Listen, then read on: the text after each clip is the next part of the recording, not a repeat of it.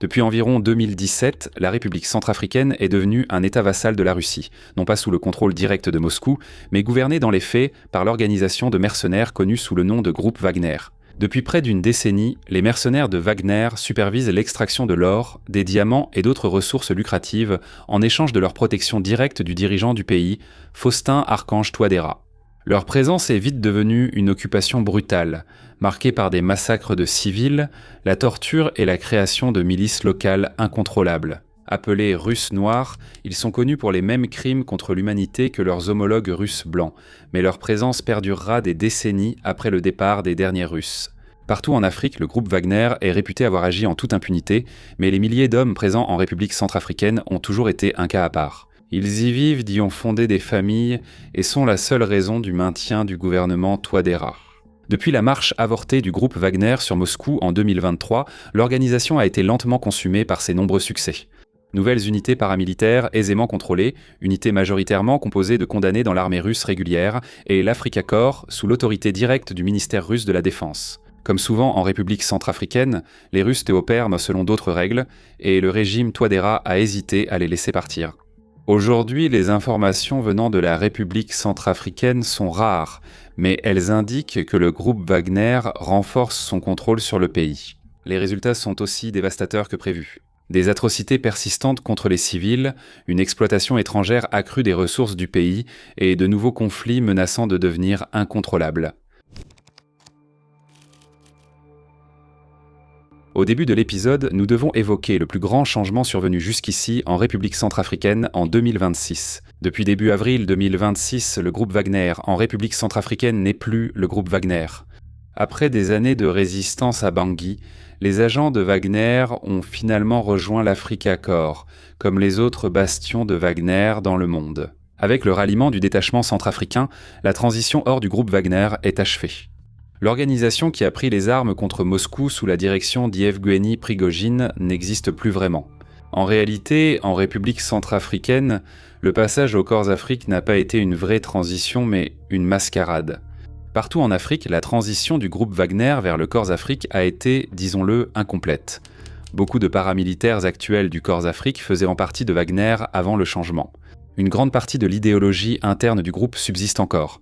Tous les crimes contre l'humanité continuent de se produire à peu près au même rythme. Et bien que les nouvelles recrues du Corps Afrique aient été plutôt décevantes pour leurs camarades sur le terrain, les commandants de terrain ont toujours l'autorité d'utiliser ces recrues et de leur fournir une formation plus spécialisée à la manière de Wagner, selon ce qu'ils jugent approprié. En République centrafricaine, la transition paraît n'avoir été qu'une formalité sur le papier. À ce jour, le personnel russe en République centrafricaine n'a pas été remplacé, ni renforcé par de nouveaux membres du Corps Afrique. Les anciennes unités Wagner arborent toujours leur drapeau, portent leurs écussons Wagner et s'identifient comme le groupe Wagner quand cela les arrange, à l'exception des événements officiels où elles apparaissent aux côtés de les dirigeants centrafricains. Comprendre pourquoi ce changement s'est produit ainsi est essentiel pour saisir l'action des paramilitaires russes en République centrafricaine. Pour comprendre cela, il faut d'abord expliquer la résistance rencontrée par Moscou de la part du président centrafricain Touadéra et de son entourage. Contrairement au Mali ou au Burkina Faso, où la transition vers le Corps Afrique était imposée et peu problématique, Touadéra voyait ce changement comme une menace existentielle pour son pouvoir. Alors que les gouvernements militaires du Mali ou du Burkina Faso voyaient la Russie comme un partenaire important et un protecteur sur la scène internationale, le régime centrafricain considère le groupe Wagner comme une assurance personnelle. Les opérations de Wagner en Centrafrique étaient bien plus discrètes qu'ailleurs en Afrique, mais avec un déploiement supérieur à la plupart des autres États. Ils ont réussi à monopoliser davantage la violence d'État en Centrafrique qu'ailleurs, exerçant un contrôle direct sur l'armée nationale et ses groupes de milices alliés. Ils ont exploité ce monopole pour contrôler l'extraction des ressources naturelles et l'industrie privée, créant des réseaux complexes de sociétés écrans et d'autres entreprises associées pour superviser l'extraction. Mais Touadéra et ses alliés proches sont essentiels aux opérations de Wagner. Ils exploitent le pouvoir de l'État pour soutenir Wagner et profitent de l'extraction grâce au capital et au savoir-faire russe. Au fil du temps, Wagner et le régime Touadéra ont développé une relation symbiotique avec des ministres clés, chefs militaires et élites économiques de la RCA, tous souhaitant voir l'expérience Wagner perdurer. Cela a rendu Touadéra particulièrement réticent à tout changement dans la relation entre la RCA et Wagner. Le déploiement total du Africa Corps entraînerait des changements majeurs, privant la RCA de partenaires clés comme Dimitri City, du groupe Wagner, responsable du financement, des exportations et des communications. Des combattants aguerris de Wagner, libres de détruire les ennemis de Touadéra, pourraient être remplacés par des paramilitaires moins compétents et moins enclins à prendre des risques, comme au Sahel. Remettre en cause la relation paramilitaire de la Russie impliquerait aussi de revoir les structures de rémunération en RCA, qui manquent de liquidités pour payer Moscou, et a donc compté sur la volonté de Wagner d'accepter des droits miniers ou d'autres formes de paiement. Pire encore, une structure paramilitaire sans les motivations du groupe Wagner à soutenir Touadéra pourrait choisir de l'abandonner. Mais toutes les préoccupations de Touadéra et ses alliés restent très pertinentes aujourd'hui. La transition vers le Africa Corps ayant été facile, ces préoccupations ont sans doute été prises en compte, aidées par la récente élection en RCA. Touadéra a récemment obtenu sans difficulté un 3e mandat qui aurait été inconstitutionnel avant qu'il ne réécrive la constitution de la RCA en 2023. Maintenant que Touadéra a été réélu, il dispose d'un mandat plus fort pour négocier avec Moscou sur son avenir politique, tout en ayant moins à craindre si Wagner venait à partir. Touadéra et ses alliés semblent aujourd'hui plus à l'aise avec ce changement que ne le suggère leur récente réélection. Avant la 3e investiture de Touadéra, des unités russes circulaient encore dans le pays avec les symboles de Wagner. Touadéra s'est rendu à Moscou début mars et a conclu des accords pour que plusieurs ministres renforcent leur collaboration avec des entreprises russes liées à Wagner. À la mi-mars, le ministre russe de la Défense, Andrei Belousov, s'est même rendu personnellement à Bangui, ce qui doit être interprété comme un signe de la confiance de Moscou envers les éléments de Wagner actuellement stationnés en RCA. Rappelez-vous, le prédécesseur de Belousov, Sergueï Choïgou, semblait être la cible principale de la mutinerie du groupe Wagner en 2023, et le fait que Belousov se rende au cœur du territoire de Wagner aurait pu être extrêmement risqué. La visite a au contraire semblé très bien se passer. De tous côtés, les événements des derniers mois suggèrent une certaine réconciliation entre Wagner et la RCA, Touadéra et la direction russe. Pour cette raison, malgré leur changement de nom, nous continuerons à appeler les mercenaires russes en RCA Wagner pour le reste de cet épisode, afin de les distinguer des détachements du corps d'Afrique actifs ailleurs sur le continent africain. Cependant, les derniers mois montrent que la transition de Wagner en RCA relève surtout d'un changement de terminologie, sans modification réelle de la relation entre Moscou et Bangui. De façon réaliste, après avoir officiellement démantelé le groupe Wagner partout ailleurs, la Russie ne pouvait vraiment pas permettre au groupe Wagner de continuer à exister sous sa forme originale en RCA. C'est une mauvaise image, sans compter l'hypocrisie. Au-delà des intérêts pratiques de Moscou en RCA, un principe fondamental guide aujourd'hui Wagner dans le pays. Moscou a trop de crises à gérer pour vraiment se soucier de ce qui se passe en Afrique centrale au quotidien. Qu'ils soient du corps d'Afrique ou du groupe Wagner, ces paramilitaires doivent assurer l'afflux des ressources et des richesses vers la Russie et éviter d'engendrer de nouveaux problèmes. Ainsi, ces mercenaires russes sont toujours autorisés à arborer les drapeaux de Wagner ou à s'organiser en unité Wagner pratiquement intacte parce qu'ils réussissent ce test fondamental haut la main. Avant cela, une pause pour évoquer notre site réservé aux abonnés. Front.co est notre plateforme pour toutes les histoires auxquelles nous ne pouvons pas rendre justice ici sur la chaîne principale, un endroit où nous pouvons approfondir et aller encore plus loin que ce que nous faisons sur YouTube.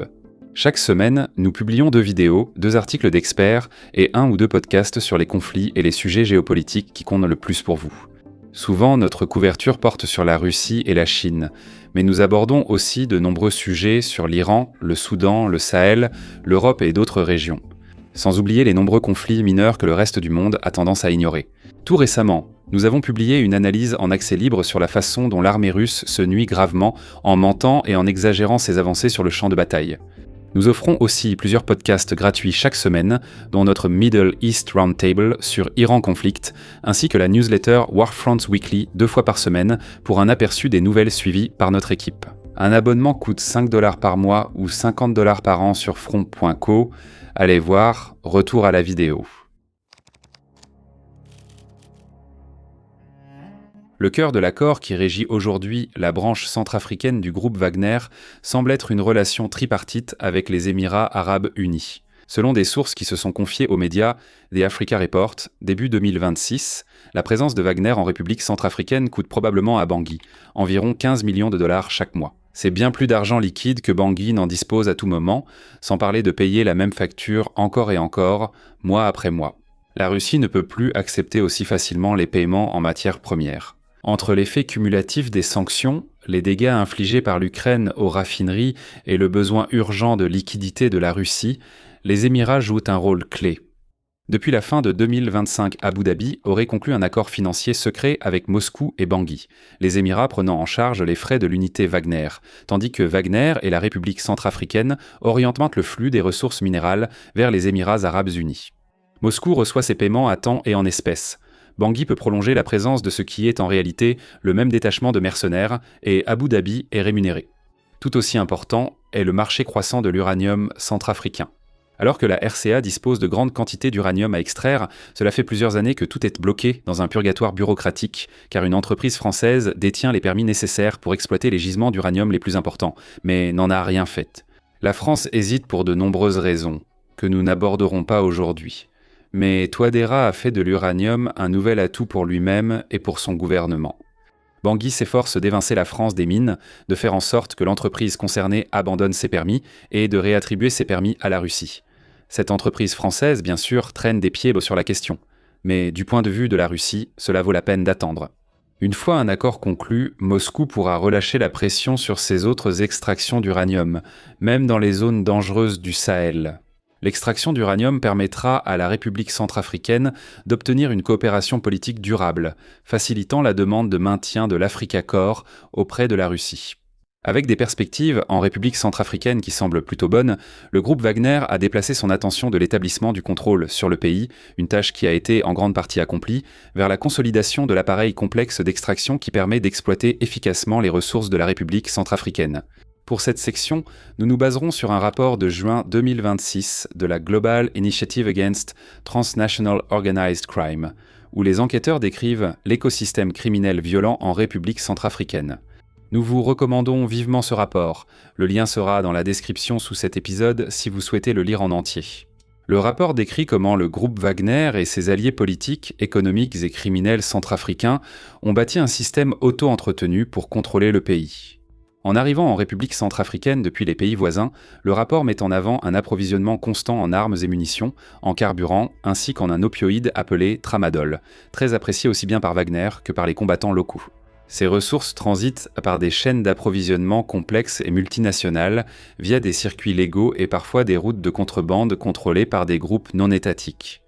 Pendant ce temps, les ressources comme l'or, les diamants, le bois, la faune, le bétail et des flux financiers illicites continuent de quitter le pays. Aujourd'hui, Wagner supervise l'extraction de ces ressources selon 3 axes.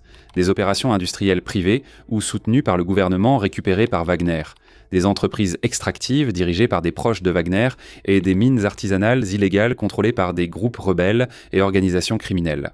Depuis la RCA, ces ressources passent par des sociétés écrans et des échanges orchestrés, les blanchissant et leur donnant une légalité suffisante pour être acceptées dans des pays tiers. Après leur envoi à l'étranger, le blanchiment continue. Ces ressources sont reclassées, reconditionnées et parfois raffinées pour être présentées comme légitimes, leur véritable origine étant cachée. Le groupe Wagner et ses alliés contrôlent les réseaux financiers, l'infrastructure logistique et de transport, ainsi que les sociétés écrans qui transforment ces ressources en produits vendables. Tout aussi important, Wagner a réussi avec brio à éliminer la concurrence. Bien que l'organisation soit principalement une société de mercenaires, elle agit aussi comme un syndicat criminel, usant de violences privées, mettant en place des rackets de protection, extorquant des cibles et menant des guerres territoriales sous un vernis de légitimité étatique. Wagner et ses alliés centrafricains ont déjà sécurisé la majorité du territoire visé et se concentrent désormais sur l'élimination des réseaux criminels locaux et l'identification des élites, cherchant à accroître leurs profits. Ils soumettent la concurrence qu'ils peuvent et punissent sans relâche le reste, sans se soucier des frontières entre les acteurs liés à l'État, les groupes criminels, les organisations communautaires locales et les simples civils. Tandis que le processus d'extraction est purgé de toute concurrence, le blanchiment et l'aspect financier de l'opération sont purgés de toute influence extérieure. De manière générale, Wagner n'autorise pas les fonds à transiter par les structures financières officielles du gouvernement de la RCA et encore moins par le trésor public. Si l'argent circulait à travers ces réseaux, il serait soumis à toutes sortes de détournements, de réappropriation ou de redirection vers des projets qui ne sont pas explicitement approuvés par Wagner. Mais comme l'organisation a développé ses propres outils d'extraction économique, elle garantit que ses bienfaiteurs en Russie, ses partenaires aux Émirats, en Chine, au Rwanda et ailleurs, ainsi que le groupe Wagner, reçoivent tous les fonds prévus. Le cercle proche de Touadéra se moque que des gangs rivaux ou des bureaucrates corrompus soient floués. Le cercle rapproché et Touadéra lui-même sont les bénéficiaires directs du système que Wagner a mis en place. À la mi-2026, le groupe Wagner semble avoir réussi sa transition vers l'Africa Corps sans accroc. Vladimir Poutine et l'élite russe peuvent avoir confiance que le groupe Wagner en RCA remplira ses engagements comme prévu, et Poutine comprend qu'ils doivent rester en place non seulement parce que Touadéra compte sur eux, mais aussi parce qu'ils gèrent une infrastructure d'extraction très complexe qui leur appartient entièrement. Sans les agents de Wagner qui savent faire fonctionner ce système et contrôler les contacts extérieurs dont il dépend, tout le système pourrait s'effondrer. Ainsi, sa complexité constitue presque une forme d'assurance pour le groupe Wagner lui-même. En échange, il accepte un changement de nom insignifiant pour rejoindre une organisation incapable de contrôler leurs actions en Centrafrique. Le système permettant à Wagner de contrôler la Centrafrique, de maintenir Touadéra au pouvoir et d'envoyer des richesses à Moscou demeure intact. Et tout cela est devenu une machine tellement bien huilée qu'il n'y a vraiment aucune raison de la dérégler. Mais tout cela ne veut pas dire que Wagner ne rencontre pas de défis. La violence persiste en République centrafricaine. Le groupe Wagner intensifie ses bombardements aériens, tandis que ses adversaires multiplient les bombes artisanales sur les routes, tous contribuant à la hausse des victimes civiles à l'échelle nationale. Pendant ce temps, la sécurité intérieure se dégrade, davantage dans certaines parties du pays que dans d'autres. En avril 2025, des groupes armés Peul ont conclu un accord de paix avec Bangui, qui a essentiellement ouvert la porte à ces groupes armés pour opérer en toute impunité dans les zones rurales. Ils rançonnent les communautés, attaquent les civils et s'enrichissent grâce aux biens pillés. Mais maintenant, ils le font avec un chèque en blanc du gouvernement et avec l'aide de partenaires alliés au gouvernement. En même temps, les réseaux de contrebande du groupe Wagner ont inondé le pays d'armes, armant par inadvertance certains des mêmes concurrents criminels que Wagner aimerait éliminer. Le plus problématique de tous, cependant, est une organisation connue sous le nom d'Azandé Ani Kapigabey, mieux connue sous le nom d'AAKG. Présent dans le sud reculé de la République centrafricaine, la AKG était alliée au gouvernement centrafricain jusqu'en 2025 et, à ce titre, elle a reçu une formation approfondie et un soutien militaire direct du groupe Wagner. En fait, ils se sont tellement rapprochés des Russes qu'un groupe d'environ 200 membres qui s'est entraîné intensivement avec le groupe de mercenaires a reçu le surnom de Wagner T. Azandé. Ce sont des combattants talentueux, très mobiles et rompus au combat asymétrique au sein d'une organisation qui dispose d'effectifs importants dans des zones dangereuses, même pour les troupes gouvernementales. Après la réélection de Touadéra en décembre 2025, la AKG est devenue incontrôlable, s'emparant d'une ville et lançant une campagne insurrectionnelle asymétrique contre les troupes de la RCA. Le sud-est du pays est très vulnérable à la prédation armée, et bien que les casques bleus de l'ONU soient des présents, leur efficacité reste très limitée comme ailleurs dans le monde. Selon des sources locales, tant l'AAKG que les forces gouvernementales soutenues par Wagner se sont régulièrement livrées à des atrocités dans cette partie du pays, ce qui ne devrait vraiment surprendre personne à ce stade. Au moment où j'écris ces lignes, les experts de la région ne pensent généralement pas que l'AAKG représente une menace existentielle pour le gouvernement Touadéra, encore moins pour le groupe Wagner lui-même.